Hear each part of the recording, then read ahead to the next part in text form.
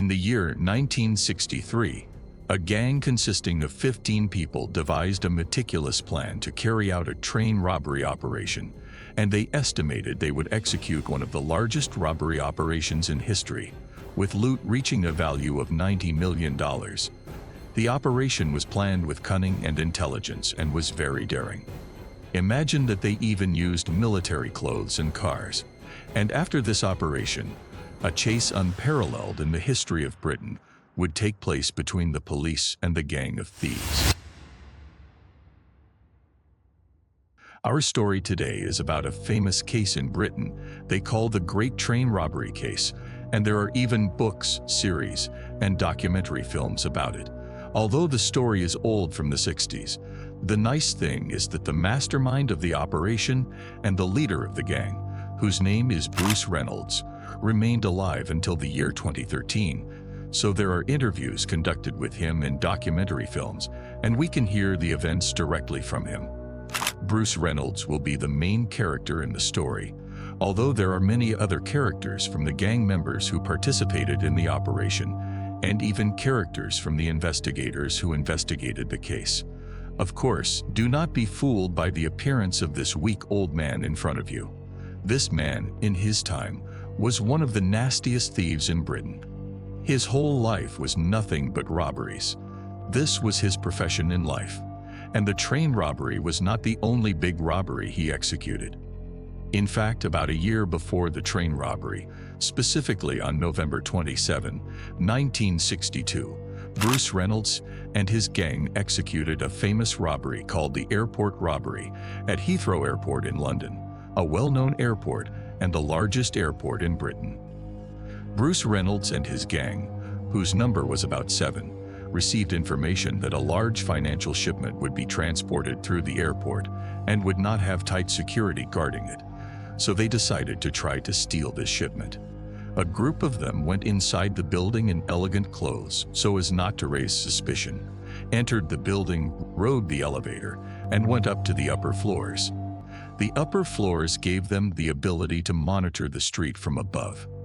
In the meantime, Bruce Reynolds, the one with the glasses and the leader of the operation, was sitting in the car outside the airport building waiting for a signal from his companions. One of the men saw several cars moving in the street towards the airport building, and in the middle of this convoy there was an armored car. This armored car was their target. It was the one that contained the financial shipment. When he saw it, he gave a signal to his companions to move, and they immediately entered the elevator again to go down to the ground floor. At this point, the convoy of cars arrived in front of the airport building. The gang members who were coming down in the elevator took off their hats and put on the masks that were underneath. Bruce Reynolds, who was waiting in the car below, also put on a mask and got out of the car. The security men unloaded a metal box from the armored car. This metal box was the financial shipment they were targeting. The gang members who were in the elevator prepared their sticks and got ready, and as soon as they opened the elevator door, they attacked the security guards and beat them severely. The security guards, of course, were not armed, and by the way, in Britain, even most police officers do not carry firearms. Firearms are only carried by special forces, so it was a physical confrontation, and the gang members overpowered the security guards easily. Even Bruce Reynolds, the gang leader, did not need to enter. He was just watching the scene from a distance. The additional gang members who were waiting outside in the cars quickly moved their cars towards the building and stopped at the gate.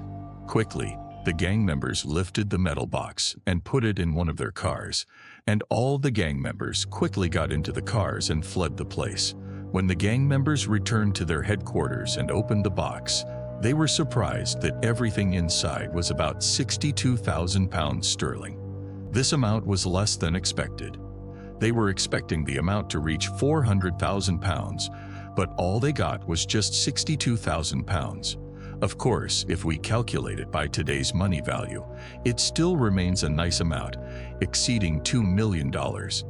But after deducting expenses and operation costs, and dividing it among their number, each one's share came out to about $120,000 only. A good amount, but it was much less than expected. This robbery was supposed to be something huge that would set them up for their whole lives. So a somewhat nervous discussion occurred between them, and a lot of blame was directed at the lead, Bruce Reynolds, who was the mastermind. Bruce told them, "This is the nature of our work. Nothing is guaranteed. But this does not mean we won't take our chances when the information comes.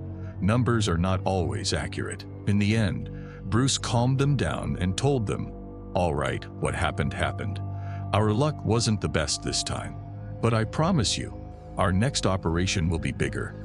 And indeed, he would be true to his word, because the next operation would be the train operation that would be the robbery of the century, without exaggeration. But during the months after that, Bruce and his gang were subjected to some harassment from the police and investigators regarding the airport robbery. The police were suspicious of them and had information from their informants that they were the ones who executed the operation.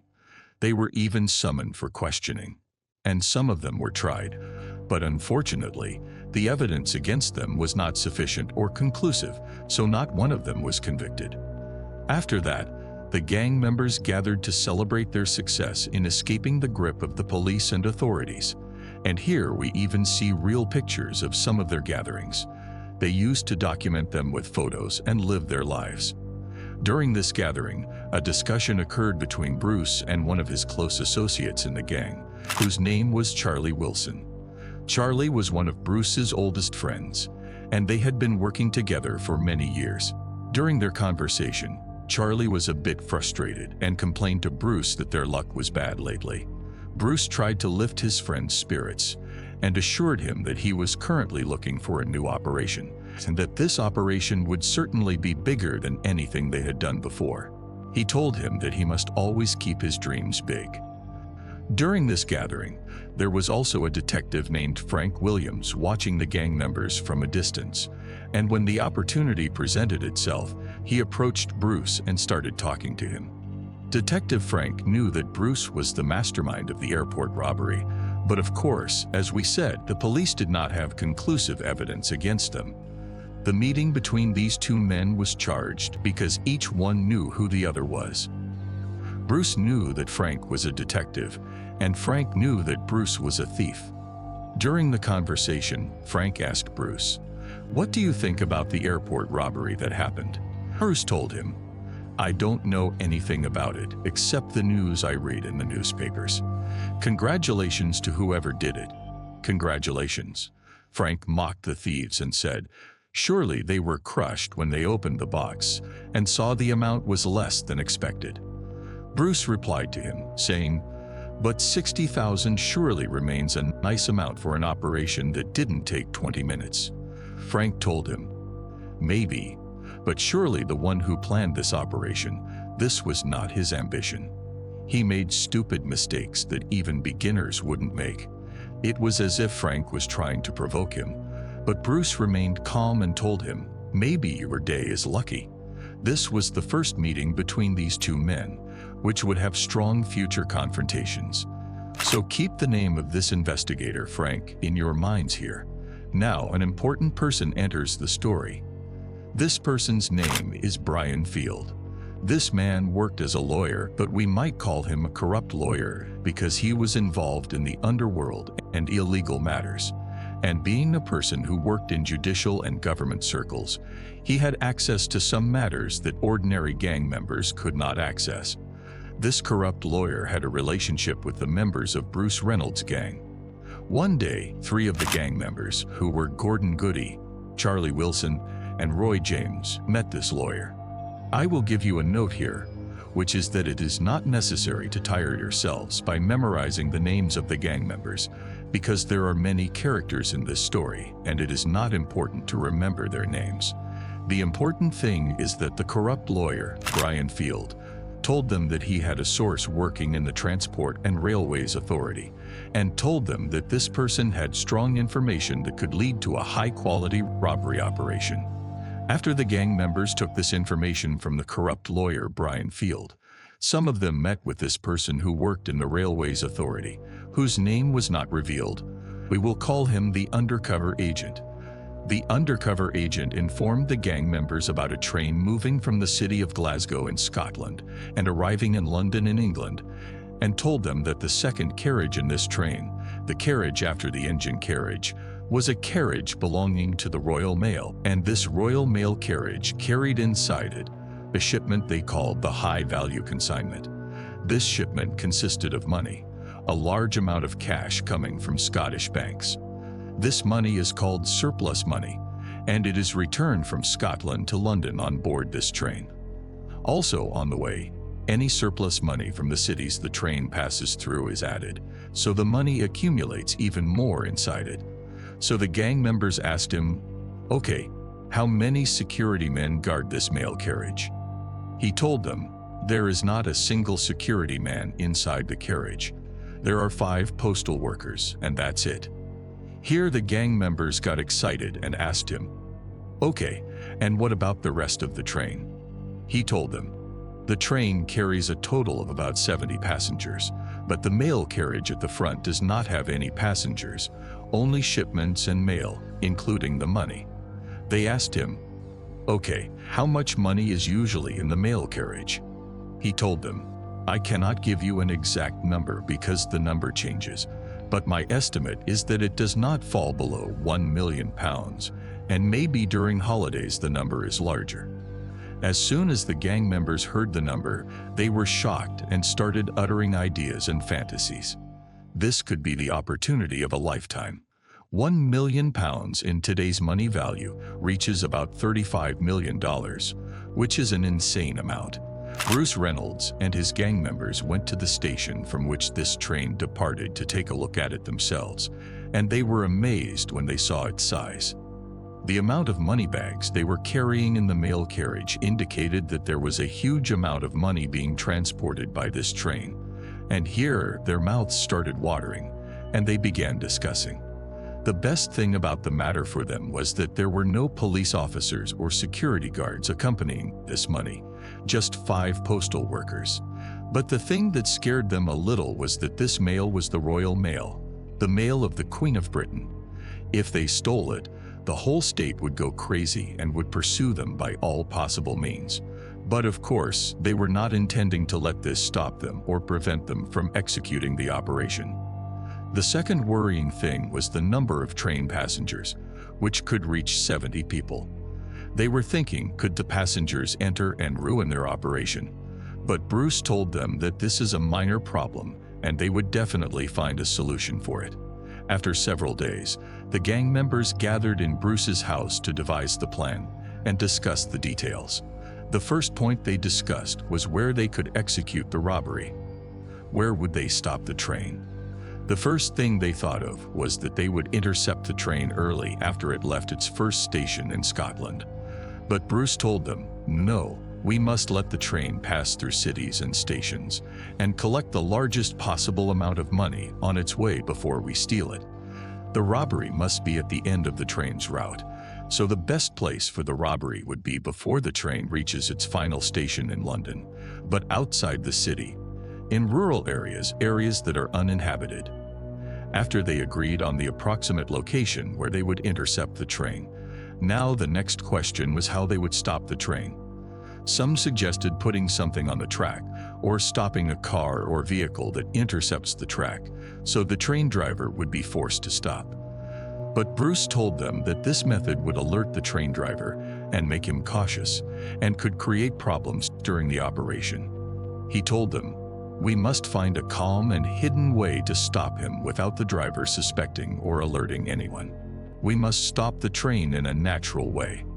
Here, one of them mentioned that there are signals on the track, and if these signals were red, the driver is supposed to stop the train. Indeed, these signals are like traffic lights on the side of the train track. If the train driver sees a red light, he is supposed to stop because it means there is an obstacle or problem ahead on the track. So the gang members decided that this was the best solution. They would use the signals, but unfortunately, none of them understood electronics or knew how to deal with these signals. Here, one of the gang members, whose name was Buster Edwards, mentioned a person. He told them, "I know a person who works as a florist, but I heard that on one occasion, he was able to stop a train. This person, a florist, was also one of their acquaintances in the criminal world. He wasn't really a florist in reality, but he used this profession as a cover. So Bruce told Buster Edwards, "All right, go see this person and ask him if he can work with us or participate with us in the operation." Buster Edwards went to the florist, whose name was Roger Cordry, and started talking to him and discussing the matter. He told him, "We want to stop a train, and we heard that you have the necessary skill for this." Roger told Buster that he could help them, but he needed more details about the operation. Buster explained the details to him and told him that they expected a large amount that could reach £1 million. Right there, Roger got excited and told him, "All right, but my gang must participate in the operation," meaning Roger wanted his gang to be partners with equal shares alongside Bruce's gang. Roger and his gang numbered 4. Buster Edwards returned to Bruce and his gang with the news. Some of them were objecting, saying, "Impossible. We will not let them be partners. This is our operation."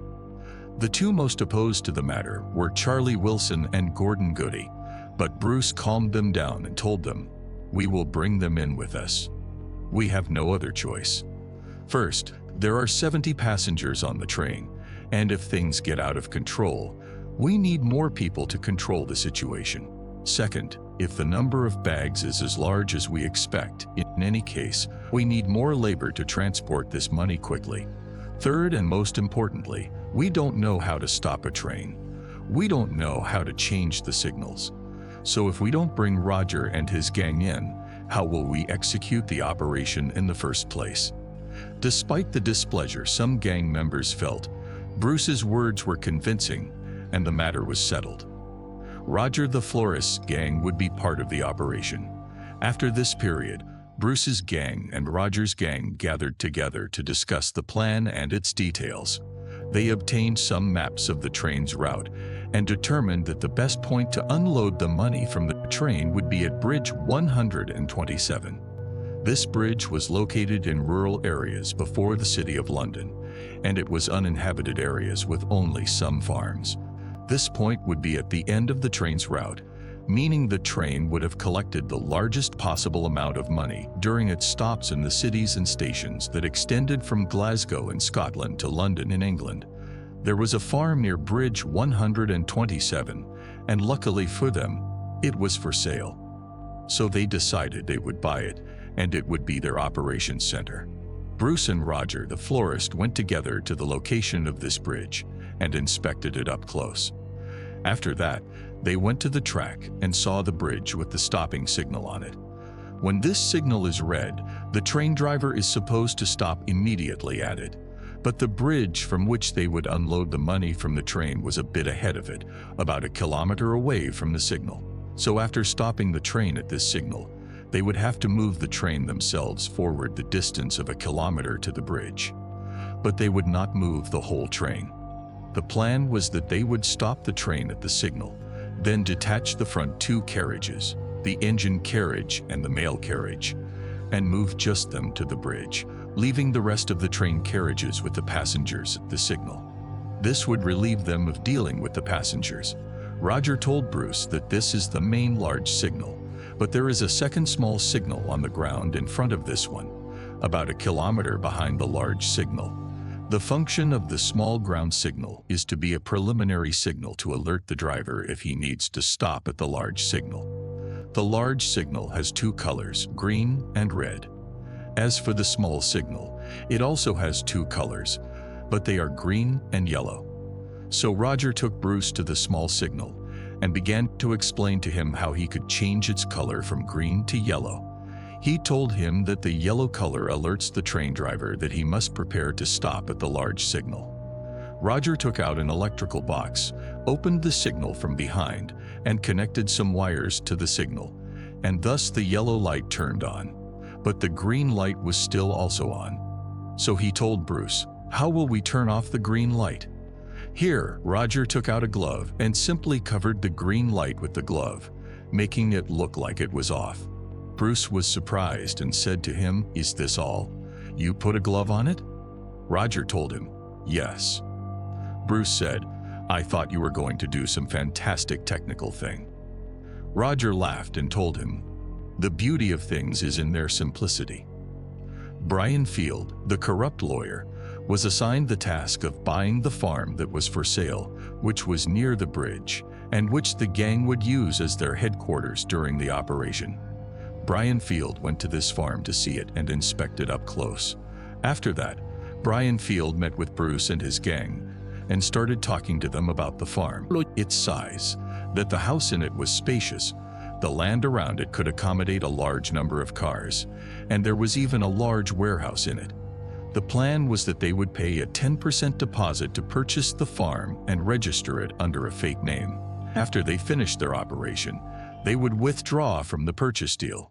But of course, after executing the train robbery operation, this farm had to be cleaned and wiped of all the traces that the gang members might leave behind them. This task was also assigned to the corrupt lawyer Brian Field. He said that he knew a person specialized in cleaning works, and he would get rid of all the traces the gang left behind in the farm. Of course, by cleaning, they meant that they would completely burn the place and get rid of everything in it. So this cleaning process would be handled by the lawyer. Their plan began to crystallize beautifully, but there was one point that worried Bruce and his companions during the operation. After detaching the front two carriages, they would need to move the train from the signal to the bridge where they would unload the money. They were thinking, for example, if the driver refused to cooperate with them, if he refused to move the train, how would they act? So they had to learn how they could move the train if they needed to during the operation. So Bruce and one of his companions, Gordon Goody, sneaked into a major train station. This was one of the central stations where trains gathered, and they kept searching until they found an unattended driver's cab. They entered the cab and started playing with the devices and levers inside. They had absolutely no idea what they were doing, but somehow they managed to start the train. After that, they started pressing and moving the levers until the train began to move. They were amused at first, but then they began to realize that the train was accelerating. Bruce told Gordon to stop it. Gordon started fumbling and trying to press buttons and move levers, but the train would not stop. Here they knew they had no choice but to jump off the carriage and leave the train to move on its own on the track. It was a strange and real situation that Bruce Reynolds mentioned himself in his interviews. Fortunately, this train did not cause an accident because there was no news about it in the newspapers, so they were reassured that it most likely did not cause a problem. Otherwise, news of it would have spread. The next day, all the gang members who would participate in the operation gathered. Bruce's gang members, Roger the florist's gang members, and also some additional people that Bruce decided to bring into the operation. The total number of gang members was 15 people, a respectable number. Bruce began to explain the details to everyone. He told them, "First, we will disguise ourselves in military clothing, and we will also use military cars and vehicles, so our movements in the area will be beyond suspicion, because the army and its vehicles sometimes move in these areas, meaning the rural areas around their farm." The idea was that they would disguise themselves as a military unit conducting night maneuvers or something of that sort so no one would suspect them. And even if by chance, during the operation they encountered police, for example, the army has higher authority than the police, so they wouldn't be able to do anything to them. Bruce also told them that after stopping the train at the bridge, the duration for unloading the money must not exceed 15 minutes. He also told them that they would not carry any firearms with them. They would only use sticks.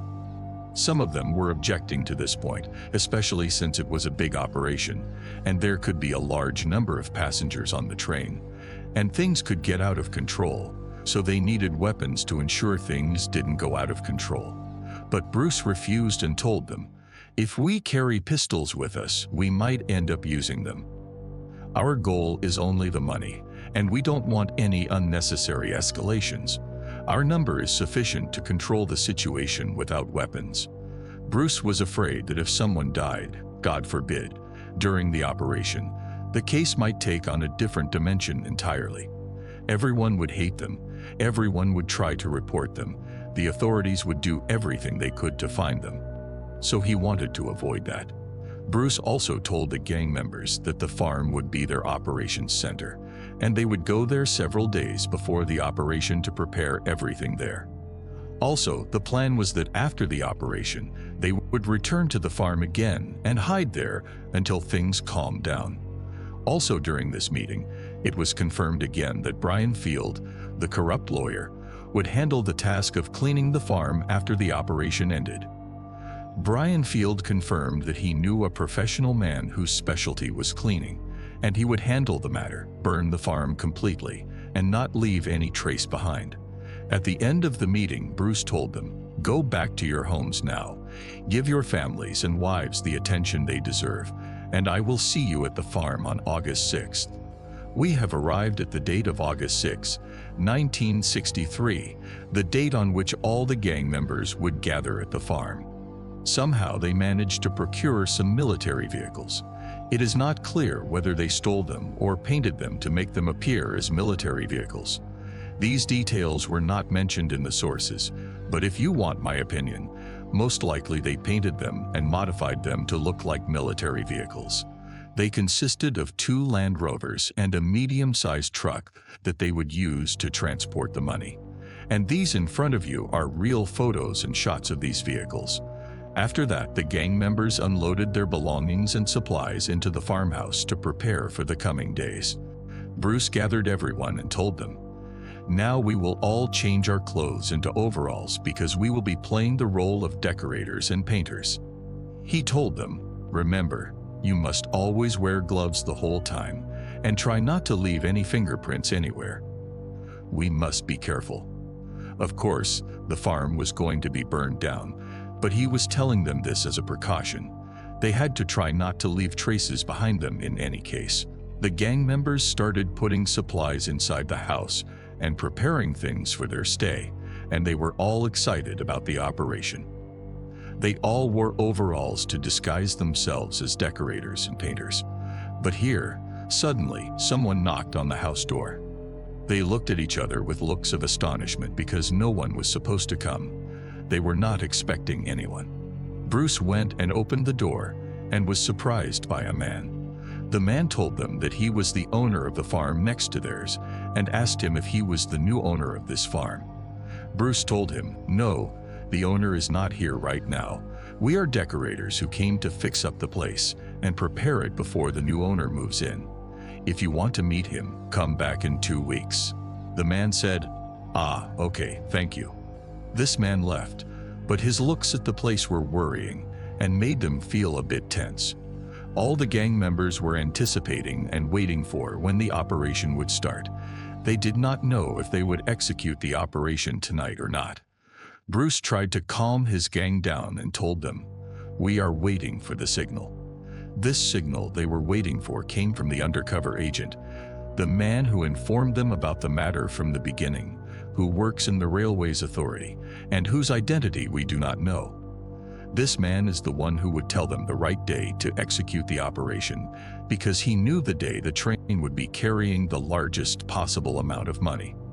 The gang members slept that night in the farm, awaiting the next day. Unfortunately, during their stay, they used all the facilities and bathrooms in it, and left traces in the place. They were not as careful as Bruce had instructed them. On the night of that day, the undercover agent was watching the bags being loaded onto the train and saw that the quantity was large, so he quickly contacted the gang members and told them, "Tonight is the night. The train has moved and is carrying a large number of money bags, and the time for execution has come." Gordon Goody delivered the news to the gang members and told them to prepare. Tonight is the night of the execution. The train had left Glasgow in Scotland and would reach them tonight. The train was indeed on its way, loaded with a large amount of money in the Royal Mail carriage, which was accompanied by 5 postal workers.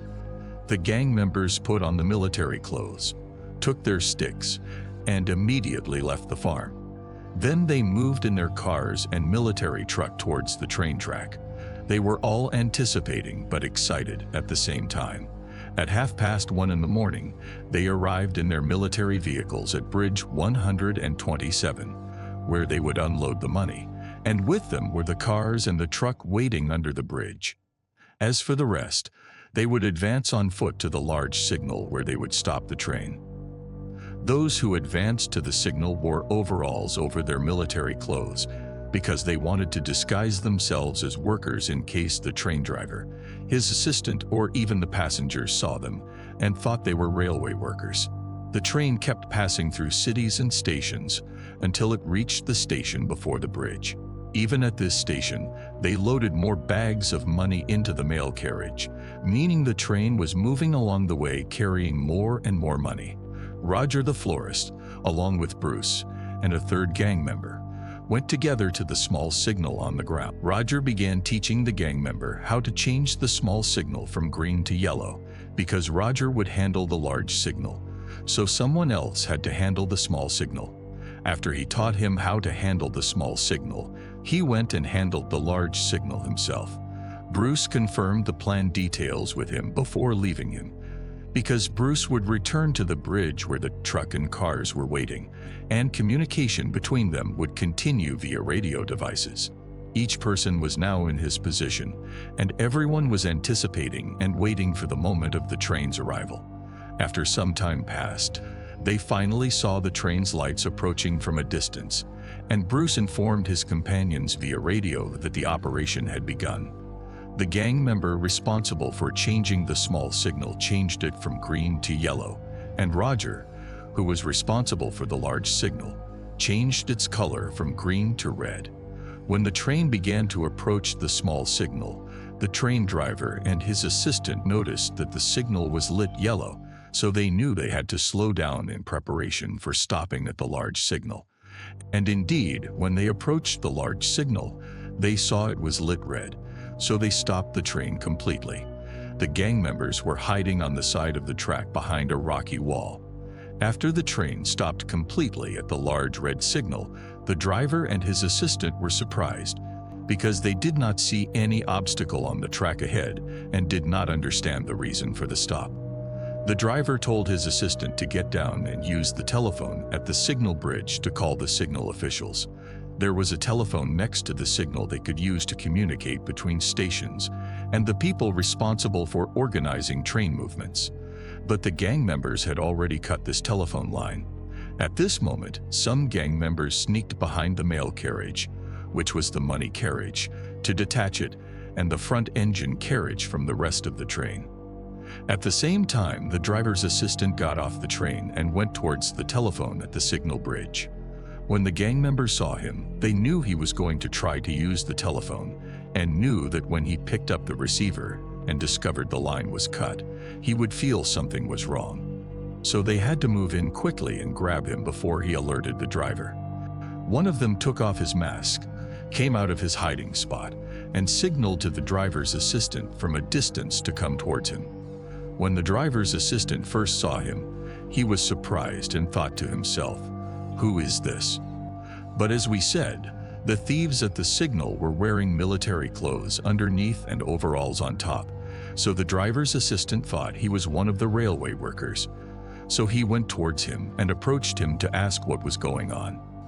The gang members lured him this way to make him go back behind the engine carriage, so that the driver behind him in the cab would not be able to see him.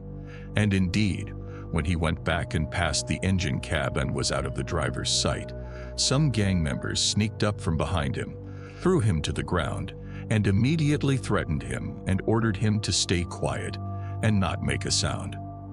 The driver's assistant immediately submitted and told them, "Okay, I will do anything you want."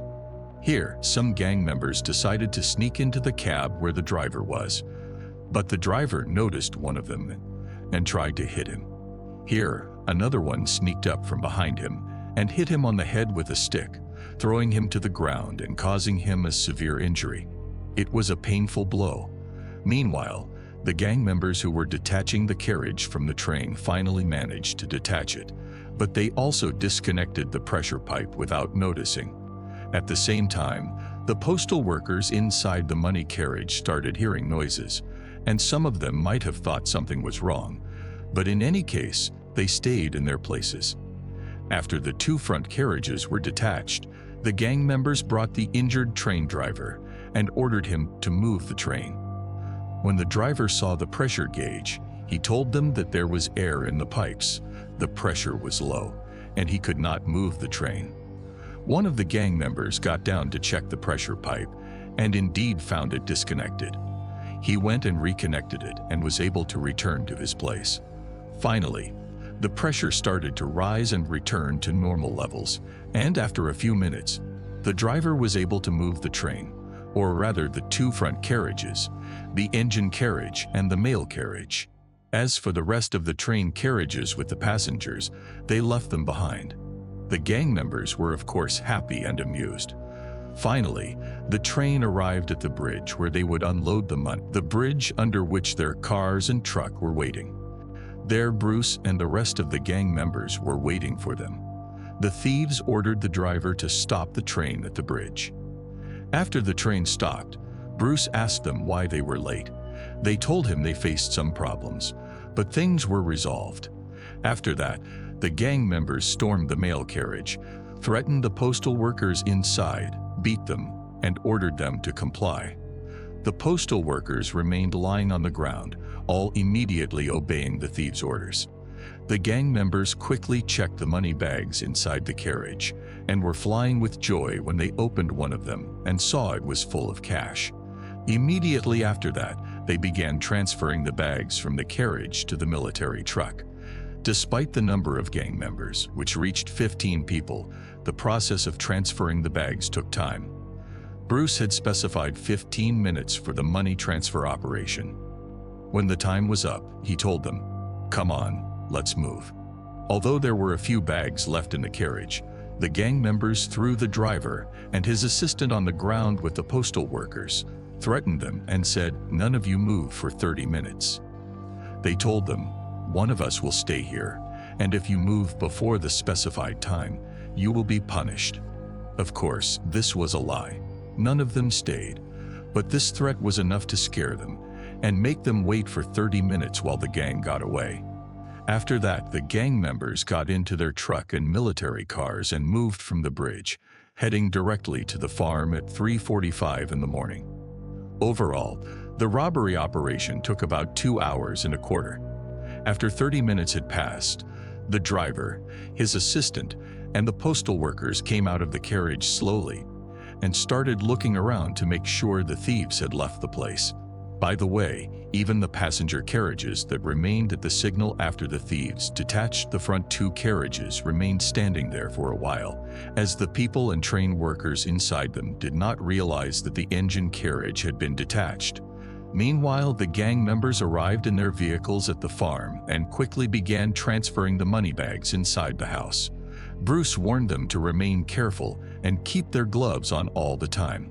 All the gang members were flying with joy with this money. Their lives were about to change forever. But what they did not know was that the money they stole was actually larger than what they had dreamed of, and they only realized this after they started emptying the money from the bags. It was an amount of money they had never seen before in their lives. Immediately after that, they started counting this money, but it was clear that the counting process would take a long time. It didn't matter. They were amused anyway. And indeed, it took them from dawn until noon to finish the count. Charlie Wilson was responsible for the counting, and when they finally reached the final number, they announced the result to Bruce and the rest of the gang members. Their loot had reached a value of £2,630,000. They all could not believe the number they heard, and the world could not contain them with joy. They were expecting an amount closer to £1 million, but they got more than double that amount. By the way, if we convert this number to today's money value, it would be about $90 million, a number that makes this robbery one of the biggest in history.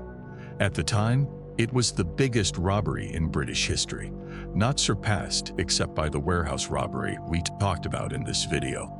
Although Bruce was happy and enjoying himself with his companions, he immediately started to realize and think about the repercussions this robbery would cause. This was the robbery of the century. The authorities and security forces would never let it pass without a trace, and here he started to feel some tension and anxiety. Immediately after that, the gang members started dividing the loot, each one taking their share. At the same time, they were chatting about what they would do with this money in the future, talking about their dreams and aspirations. One said, "I will open a restaurant or a business."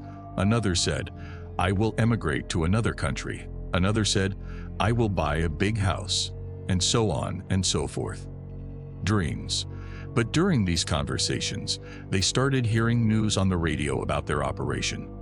In the news, it was mentioned that it was believed the thieves used military vehicles and cars during the robbery because a person saw military vehicles around the robbery site at 4 in the morning.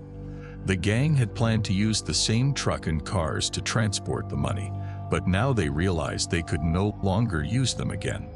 In any case, Bruce reassured them and told them, "Things are fine. We will stay hidden in the farm until things calm down. After that, we will have our friends bring other cars from the city and transfer our money individually. As for the military trucks and cars, we will leave them in the warehouse in the farm, and the cleaning team will burn them along with the house and the farm and everything." Here, the atmosphere became a bit tense among the gang members, but Bruce was trying to calm them down and tell them there was no need to be tense with every piece of news mentioned on the radio. Some gang members tried to paint the cars and the truck yellow to change them from military vehicles to ordinary ones, but the result was not satisfactory, and they abandoned the idea. But keep the subject of this paint in mind because it has a role later in the story. Bruce and the gang members heard on the radio news that police forces would start searching farms and properties located in the areas surrounding the train track. This news worried them greatly. If the police reached their farm, they would be discovered immediately. There was a heated discussion among the gang members. Some said they must leave the farm immediately, while others said that if they moved now with their large numbers, they would draw attention, and there would likely be checkpoint searches on the road. Bruce was inclined to stay in the farm for a longer time. This was the original plan. They would stay in the farm until things calmed down.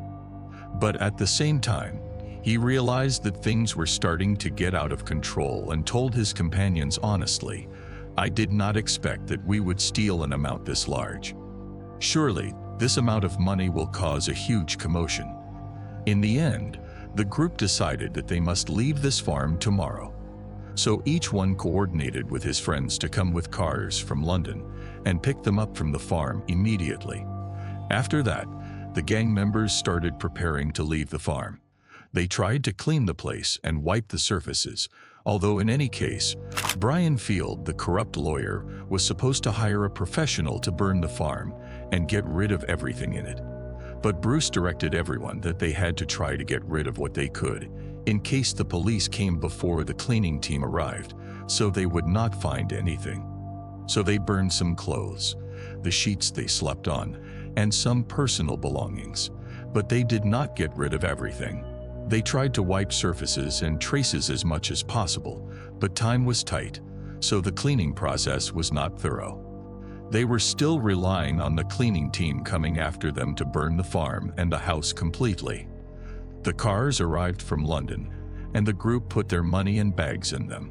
In the end, Bruce told everyone to be careful, not to do anything reckless, and not to spend their money in a way that attracted attention. He wished them all good luck. That was it. Now each one would go his own way, and each one was responsible for himself. And indeed, they all moved in their cars and left the farm behind. As for Bruce, he returned to his house, his wife, and his son. His wife was happy when she saw him because she had been worried and tense the whole time from the news she heard on the radio. Bruce immediately told her that they had to leave the house and go somewhere else. His wife objected a bit, but he insisted and told her, "We have to leave." And here she knew that the matter was big. Bruce moved to a temporary apartment with his family.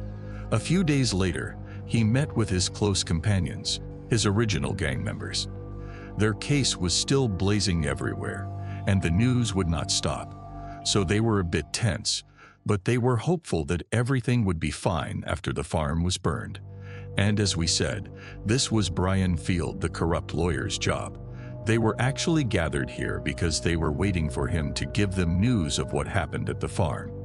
Here, Brian Field entered them, but signs of worry were visible on his face. So they immediately asked him, "Did you handle the matter or what?" Brian Field started stammering and telling them, I don't know. That man let me down." Bruce and his companions knew they were in trouble and started asking him angrily and nervously, "What do you mean? The farm is still as it is. Days have passed and it is empty. Why hasn't it been burned yet?" Brian Field got more nervous and replied to them in a trembling voice, "By God, he let me down. He let me down. This one named Mark, I thought he was the best for the job, but he took the money and disappeared and did not burn the farm." Here, Charlie Wilson grabbed Brian Field and hit him severely while shouting at him, "Do you know what you did to us, you damned one? You destroyed us, you destroyed us." And indeed, he destroyed them because they had left the farm and left behind the military vehicles, a number of their belongings and personal items, and most likely even traces and fingerprints. Brian Field was telling them, "The police will come to me first. I am the one who arranged the farm purchase matter. I am the first one who went there. I swear to you, if they catch me, I will not say anything, but please take care of my wife." Here, Gordon Goody grabbed him, threw him away, and told him, "Get out of here or I will kill you with my own hands." Brian Field left the place and left them confused in their predicament. In the end, the group decided that the only solution was to go back to the farm and burn it themselves. Yes, the matter involved great risk, but leaving the farm as it was a bigger risk. So they quickly returned to their homes to prepare themselves. But within a short period, a new piece of news spread on the radio announcing that the police had found the farm they believed the train robbers had used as their operations center. Here, Bruce felt that everything was over, and his life flashed before his eyes as if he was in shock. He knew that now he would most likely become a wanted fugitive. Bruce went out, somewhat disguised in clothes and a hat, and met his companions in a restaurant. They sat discussing what they would do. One of them suggested that they try to sneak into the farm tonight and burn it, even if the police were there. But they all knew this was an impossible idea. The farm was now most likely full of police, and there were probably 1,000 checkpoints before it. The meeting was overshadowed by intense despair. They knew this was the end of the road for them as a group. Now, each one had to try to escape on their own. In the end, they bid each other farewell, wished each other luck, and each went their own way. By the way, this was the 5th day after the operation. The police found the farm within 5 days. If they had burned it themselves before leaving the farm, this would have been much better for them, but they were relying on the corrupt lawyer and the man he hired. Let us go back one day to the 4th day after the operation, which was dated August 12, 1963. On that day, a veteran investigator named Tommy Butler was assigned to lead the investigation into the train robbery case. Tommy Butler was one of the strongest investigators in British history. He had a record and a history full of achievements. Imagine they used to call him Tommy One Day because he solved many cases in one day. The Home Secretary himself met with him and appointed him to lead the investigation into the train robbery case and told him, "We want to see your best performance." This gang did not just execute a huge robbery. These stole from Her Majesty the Queen. They offended the royal self and offended the entity of the United Kingdom itself. This is an unforgivable crime. We must find them and they must receive their punishment. He gave this national incentive. Investigator Tommy Butler assured the minister that he would handle the case in his own way and would ensure he closed it as quickly as possible.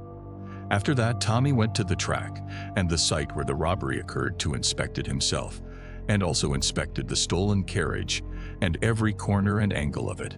The next day, which was the 5th day after the robbery, Tommy Butler met with the local officers and investigators who had been handling the case over the previous days before he took over leadership.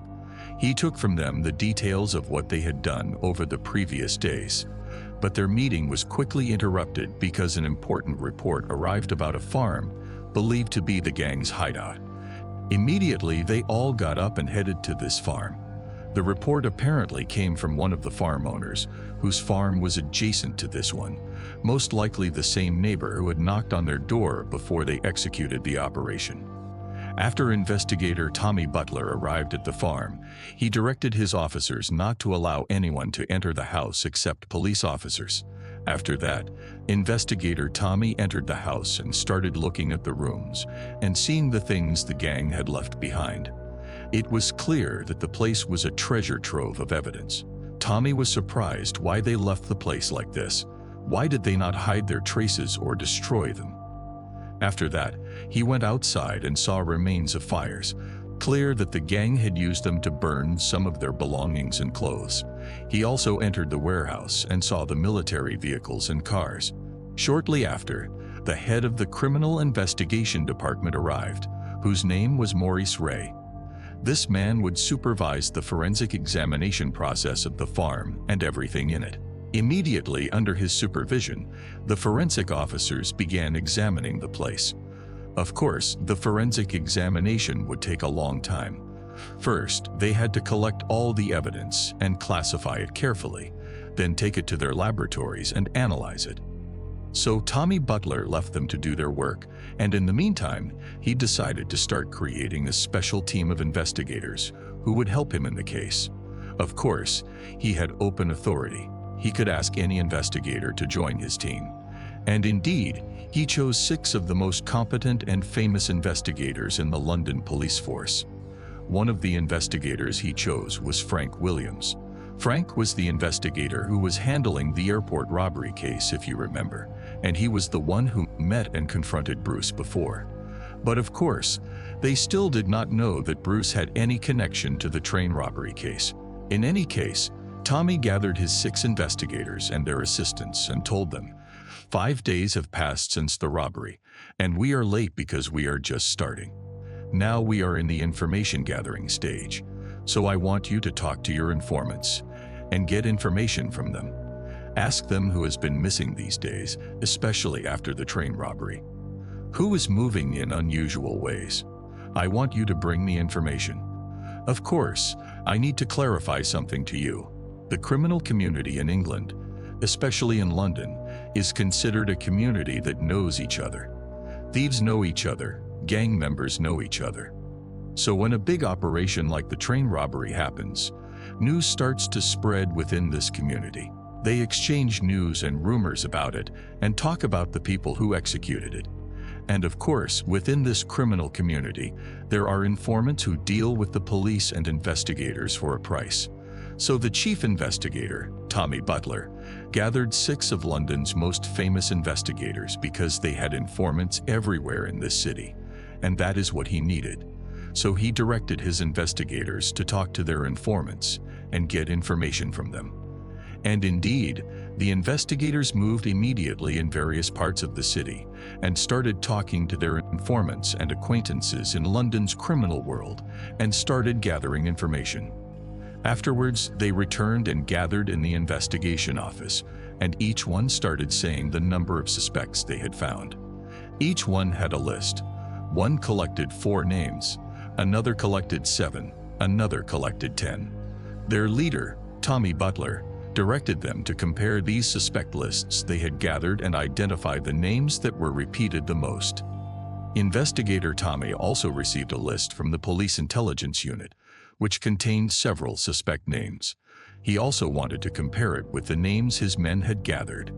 Among the names they found repeated frequently were John Daly, Gordon Goody, Roy James, Charles Wilson, and the big boss, Bruce Reynolds. Investigator Frank, when he heard these names, especially the name Bruce Reynolds, immediately knew that this could be the same gang that was behind the airport robbery. He shared this information with Chief Investigator Tommy Butler. He told him that these were all individuals with criminal records and were suspects in the airport robbery case. But unfortunately, not one of them was convicted due to lack of evidence. He also told him that Bruce Reynolds was most likely the leader of this gang and its main driving force. Tommy and Frank were the lead investigators on the case, so they sat discussing these names, especially Bruce Reynolds, and started reviewing his file and history. Unfortunately, according to the informants, his current whereabouts were unknown. They tried to go to his house, but it was clear he had left and fled. The same was the case with most of the other suspects. Most of them were not present at their homes and known addresses. If this indicated anything, it indicated that they were the wanted men, because disappearance is the greatest proof of guilt. The investigators also met with the train driver who was hit on the head. By the way, the blow was severe and caused him a concussion. And this is a real photo of the driver from the 1960s when this incident happened. The investigators showed the driver pictures of the suspects and asked him if he could recognize any of them, but he could not, and told them that it was dark and all the thieves were wearing masks. In any case, the investigators put pictures of the suspects on the suspects board inside the investigation office and started moving about each one of them, their history, and everything related to them. As for the forensic team, they were still continuing to examine the farm, every corner of it, and the items left in it, under the leadership of Maurice Ray, the head of the forensic team. The forensic team inventoried all the items and evidence they found in the farm and arranged them to later transfer them to their laboratories and examine them carefully. During this period, an important development occurred in the case. Among the fugitive suspects were Roger the florist and his companion Tommy. These two were looking for a place to rent and hide in until the police investigation calmed down. So they contacted a female property owner who had advertised a house for rent in the newspaper and asked her to rent them this house. But what they did not know was that this property owner was the wife of a police officer, and her husband was one of the officers working on the train case. The worst possible luck. At first, the property owner apologized to them because the house was only for families, but they kept insisting on her and even offered to pay the rent in advance for 3 months, and their money was in cash. Here, the property owner became suspicious of them, but she told them, "Okay." And after that, she told her husband, and her husband investigated them and found out that they were among the suspects. So immediately after that, police officers arrested them and brought them in for questioning. During the arrest, the police confiscated bags from them that contained an enormous amount of cash. The total amount was about £140,000, which in today's money value is about $5 million. Chief Investigator Tommy Butler and his assistant Frank Williams interrogated Roger the florist and his companion Tommy and asked them where they got the money. Roger tried to evade at first and tried to fabricate a story, but all his talk was illogical. After the investigation continued for several hours and with a lot of pressure, he finally confessed that this money was from the train robbery. The investigators asked him who participated in the operation with you. But here, Roger said, "I did not say I participated in the operation. I just said the money is from the train robbery, and that is all you are going to get from me." Roger, despite his confession, did not cooperate with them further, but he became the first suspect to fall into police hands, along with his companion Tommy. The investigators still were not sure how many participants were in the robbery operation, but their estimates said they could reach up to 20 people. At this time, the forensic team was working at full capacity analyzing the traces and evidence they found in the farm. Among the evidence were fingerprints belonging to a number of different people. Investigator Tommy gave the head of the forensic team the list of suspects and asked him to compare the fingerprints they found with the fingerprints of these suspects. Of course, they had their fingerprints in the system because most of these people had criminal records. The forensic team was examining everything they found in the farm and looking for anything, whether it was traces of blood, hair, or even dust particles. By the way, there was no DNA or nuclear testing at that time, but this was still evidence they could use for comparison with the suspects. On August 15, 1963, there was a new development in the evidence. The police found a bag full of money among the trees of a forest called Dorking. The report reached them from a couple who were walking in the forest. The amount was £100,000, meaning in today's money value, about $3.5 million. The investigators knew this was most likely a share of the train robbery money. The forensic team found several fingerprints on the bag and also found inside the bag a receipt from a restaurant in Germany, and the receipt had the name Brian Field on it. Brian Field, of course, was the corrupt lawyer whose first task was to arrange the purchase of the farm for the gang, and his second task was to hire someone to burn the farm and get rid of the evidence in it, a task which, of course, he failed at and got everyone into trouble. Of course, the presence of his name on the receipt that was inside the bag made him one of the suspects. After the forensic team examined the fingerprints on the bag, they confirmed they were his. After investigating him, the police found out that he was still practicing his work normally and that he had not tried to run away or hide like the rest of the gang members. Investigator Frank went to him and confronted him with the facts and evidence they had against him. He stammered and did not know how to answer. He tried to lie and maneuver, but his words were contradictory and his lies were quickly exposed. In the end, the police arrested him and took him from his workplace. But after interrogating him, he refused to cooperate with them or confess to anything, so he remained in custody pending trial. The investigations continued, and several days passed without clear progress in the case. The whereabouts of most of the suspects were still unknown, or they did not have conclusive evidence against them.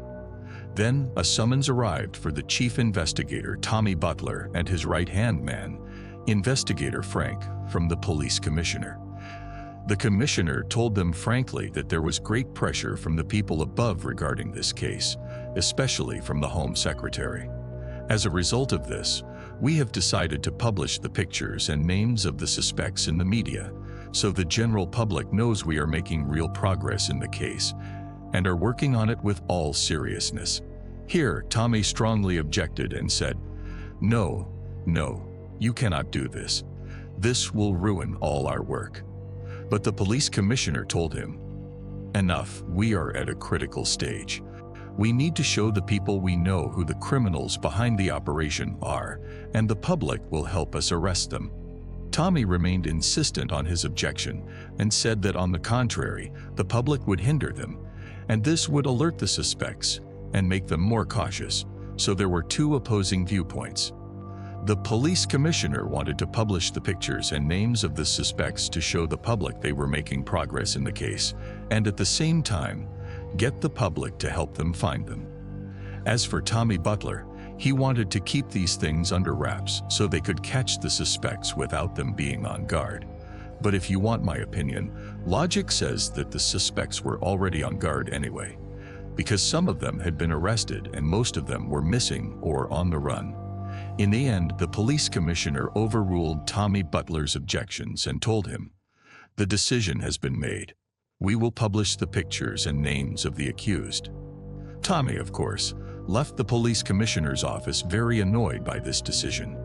And indeed, the next day, television channels, newspapers, and periodicals published the names and pictures of the suspects, and everyone knew their faces and names. After that, the investigation office started being flooded with messages, calls, and reports coming in from the general public, and it was clear that most of these reports were false or mistaken. Bruce Reynolds, for example, was reportedly spotted all over Britain, and not just in Britain. There were those who saw him in Switzerland, and those who saw him in Italy. Everywhere, it was chaos. Tommy Butler was angry seeing all these messages that would waste their time and effort for nothing. But finally, good news arrived that changed his mood. The head of the forensic team informed him that some of the fingerprints they found in the farm matched some of the suspects. One of those whose fingerprints matched was Charlie Wilson, Bruce Reynolds' close friend.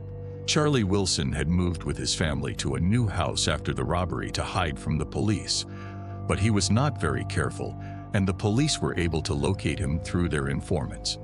So he was under surveillance, and they were just waiting to get conclusive evidence against him so they could raid him and arrest him. So after they got his fingerprints in the farm, they had the evidence they needed. Immediately after that, the investigators went to his house, raided it, and arrested him in front of his family. After that, they sat with the investigators and began interrogating him. Like his companions, Charlie tried to lie and did not confess to anything, but this was what the investigators expected.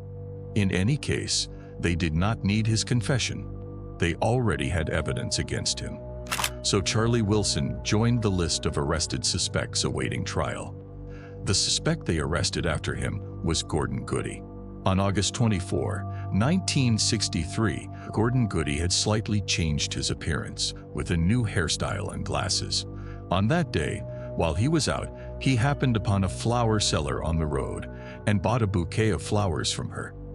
Of course, the pictures of the suspects were spread everywhere, including his picture. So the flower seller immediately reported him, and he was arrested. When the investigators sat him down for interrogation, they laughed at him because of his bad luck, because his disguise was actually successful.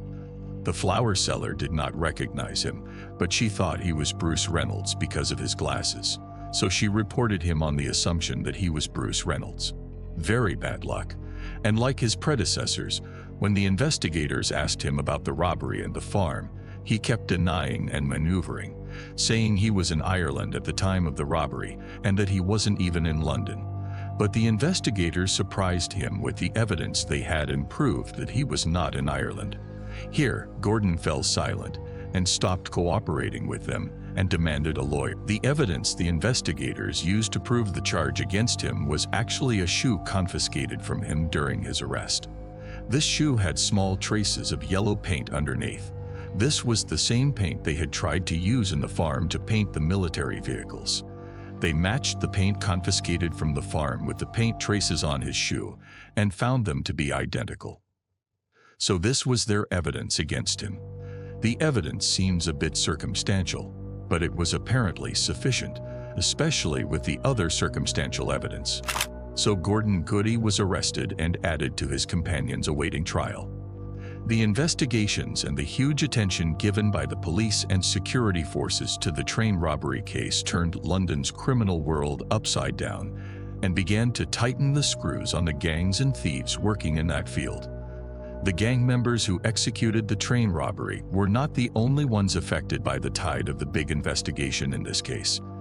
This created a state of resentment in the criminal community, and the investigators were pleased with this, as if they were sending a message to these gangs and criminals. Because if you do not help us catch them, you will also be affected with them. And this situation and this pressure will continue until we arrest every single member of the train gang. And indeed, this movement and these threatening messages had their effect. It was as if everyone in London's criminal community turned against the train gang. They started reporting on them and their whereabouts. As we said, the criminal community knows each other, and the investigators and police officers started rooting out the suspects one after another from their hiding places. One after another, each time one fell, the next one fell behind him. In the end, only 3 people remained on the suspects board: Roy James, Buster Edwards, and the big boss, Bruce Reynolds.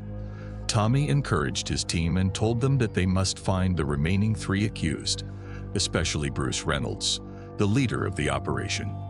During this period, Bruce Reynolds was hiding with his wife and son in a small apartment in one of London's remote neighborhoods.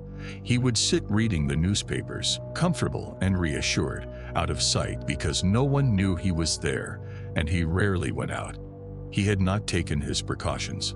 But on December 6, 1963, 2 police officers saw a ladder going up to the window of the apartment on the 1st floor. The apartment where Bruce Reynolds was staying. They thought the ladder belonged to a burglar breaking into the apartment, so they decided to go in and check. Of course, this ladder was used by Bruce to get in and out of the apartment from the backside without anyone seeing him. But unfortunately for him, these police officers saw the ladder, so they decided to go up to the apartment and knock on the door. Bruce's wife got up and opened the door and was surprised to see police officers in front of her. So, to alert her husband, who was sitting inside, she said in a somewhat loud voice, "Is there a problem, officers?" Here, when Bruce heard the word officers, he knew he was in trouble. If they saw him, they would recognize him immediately. His picture was everywhere. At first, he thought about going down the ladder, but if the police came because of the ladder, there might be others underneath. And here, the strangest idea you could imagine came to his mind. The police officers at the door told the wife that they thought there was a burglar trying to get into the apartment because there was a ladder going up to the window. The wife got nervous and kept trying to act normal, but signs of anxiety were visible on her. The two police officers pressured her and said, "Can we come in and check the place?" She had no choice but to let them in. Here, the officers entered and found a surprise. They saw a half-naked man standing in front of them, so they quickly averted their eyes from him. The crazy idea that came to Bruce's mind was to take off his clothes and appear as the secret lover of this woman, who was actually his wife, and that the police had walked in on them at the wrong time. Naturally, the police officers could not look at a half-naked man. They would look away from him, so they wouldn't have a real chance to scrutinize his facial features and recognize him as a wanted man. Bruce spoke to the officers behind them, who had averted their eyes from him, and apologized to them, saying, "Forgive us, guys, you came in at the wrong time. You thought her husband came back." Meaning Bruce made them believe with this move that he was the secret lover of this married woman. This would explain why there was a ladder outside the window, and why this woman was nervous. So the police officers apologized and left the apartment quickly without getting a good look at this man's face. So they didn't know that Bruce Reynolds was the most wanted man in the country. And this situation is real, not a dramatic or exaggerated scene. It was mentioned in the books that documented the story, and also mentioned by Bruce Reynolds himself. So it was a cunning and clever move to save himself from this situation. On December 10, 1963, a new report reached the police through one of the informants. This report this time was about Roy James, one of the three they had not yet arrested. According to the report, Roy James was hiding in a residential building located on a street called John Street. The investigators and police completely surrounded the residential building to prevent him from escaping. Then they approached the door and stormed it. But apparently, Roy James sensed them or saw them before they entered the building. So he quickly went up to the roof and started jumping between the rooftops of buildings, trying to escape from them. The situation turned into a chase. Roy James was carrying a small bag with some money, and the bag hindered him a bit, but he was not willing to let go of it. He kept running and running. But in the end, the police managed to corner him when he came down to the ground, and he was arrested, along with his bag of money, which implicated him further. The investigators sat with him in the interrogation room, and like his companions, he tried to deny, but the evidence against him was strong. The bag he had with him contained about 12,000 pounds, and the serial numbers on this money indicated it came from the train robbery. They also found a piece of paper where he had written his financial accounts, and it was clear from these accounts that his total share was about 110,000 pounds, which is about $4 million in today's money value. Roy James refused to confess or reveal where this money was, so all they could confiscate from him was the 12,000 pounds they found in the small bag he had with him. After his arrest, his picture was removed from the suspects board, and only two remained unarrested: Bruce Reynolds and Buster Edwards. A period passed without new developments in the case. These two remained on the run without a trace. But in any case, on January 20, 1964, the trial of the arrested suspects began. It was a large collective trial. Due to the number of defendants, their lawyers, and also the huge interest in the case from the media and the general public, a large council chamber was converted into a temporary courtroom to accommodate the number of people. The court sessions continued for several months. On March 26, 1964, The jury found all the defendants guilty in the train robbery operation. The final verdict was pronounced in the following session, held on April 16, 1964. The defendants were sentenced to terms ranging from 25 to 30 years each. The verdict was unprecedented in Britain, especially in a robbery case where there was no real violence. But it was clear that the authorities and the judiciary wanted to make an example of them. Some people decried these harsh sentences, but most people, especially police officers and investigators, were happy with them. Chief Investigator Tommy Butler was pleased, seeing this as their just punishment. But at the same time, he still felt he hadn't fully solved the case because there were still suspects they hadn't arrested, and they weren't ordinary suspects. One was the leader of the operation, and the other was one of his close men. These two remained missing for a long time. Months and years passed, and there was no trace of them. But then, about 2 years later, suddenly out of nowhere, Buster Edwards began contacting the British authorities, offering to surrender himself in exchange for a reduced sentence. After consultations, they accepted his offer and promised him a reduced sentence if he surrendered. And indeed, on September 19, 1966, Buster Edwards, who was in Mexico with his family at the time, returned to Britain and surrendered himself. Investigator Tommy and his assistant Frank were the first to sit down with him. Buster Edwards made a full confession about his role in the operation. He tried to deny some aspects, but he admitted his role. At the same time, he refused to talk about any of his companions, especially Bruce Reynolds. The deal was just that he surrender himself. So the investigators asked him why he decided to surrender himself now after all this time. He told them quite frankly that he had spent most of his money, and that life on the run was very expensive. He also said that his wife and daughter were tired of being away from their family and country. So the bottom line was that he and his family were tired of the life of running, and even the money they had was starting to run out, so he decided to return and surrender himself. In the end, Buster Edwards was sentenced to 15 years in prison, a lighter sentence than his companions, according to the agreement he made with the authorities. So now, the only person they hadn't caught was the big boss, Bruce Reynolds. Tommy Butler saw him as his nemesis and was determined to find him at any cost. Imagine that Tommy was supposed to retire in 1968, but he submitted a special request to the police commissioner to continue working just to catch Bruce Reynolds. It was his obsession that he couldn't shake.